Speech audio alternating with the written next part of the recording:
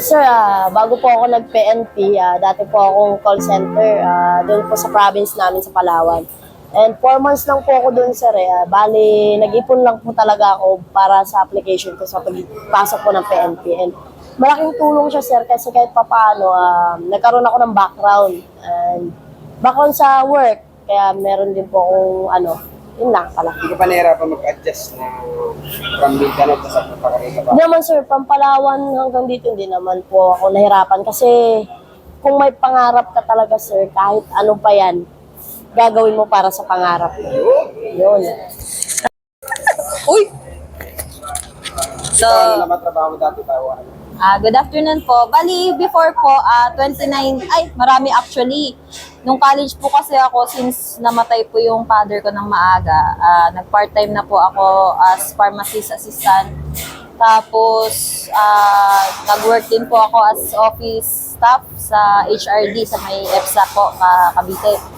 And then yung final work ko po bago ako nag-PNP is casino security agent po sa may Newport World Resort. Shout out po sa mga katrabaho ko doon before.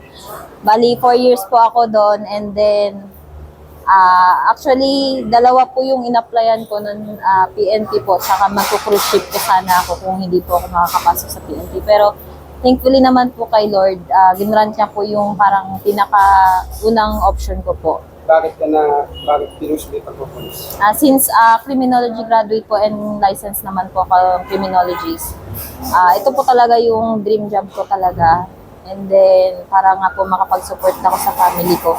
Tapos, nakatulong naman po yung background ko sa work since ang trabaho ko po dun is monitoring ng mga guests namin, and then possible din po yung mga disturbances and safety ng mga guests namin doon sa casino. Pati yung lugar mo?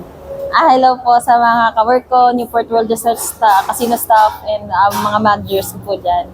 And then, shout out sa may Pasay po, sir. Pasay Pasay. Iloilo po.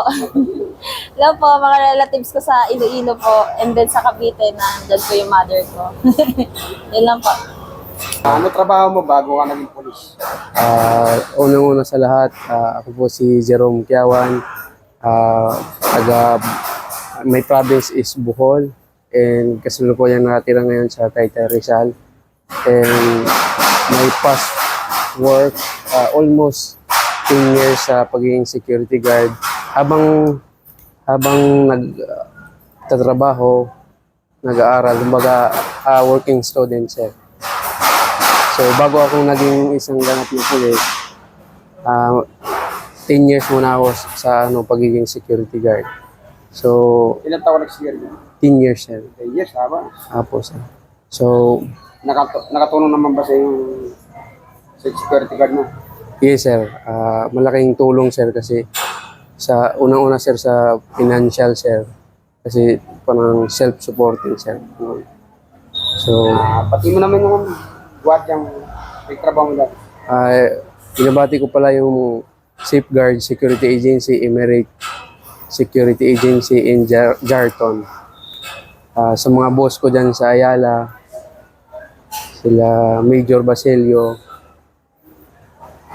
shout out sa inyo, sir. So, ayun. Nandito na ako sa pangarap ko. Ano ma-advise mo sa mga gusto mag-police na hindi makapasa ng board or yung mga parang hirap makapasa sa police? Sa mga nangarap na maging isang ganap na pulis, kung nag-failed kayo ng isang beses o dalawang beses, huwag niyong susukuan, kasi ako hindi lang isang beses o dalawang beses ako nag-apply. Pang 4 times ko na kung nag-apply bago ako nakapasok. So, ayun. Huwag niyong sukuan. Kung para sa inyo talaga yan. Huwag niyong idahilan na yung kahirapan. Huwag niyong idahilan na ganun. Kasi ako, nagsimula ako sa walang-wala talaga hanggang nakarating ako sa pagiging pulis. Yung pangarap ko yan.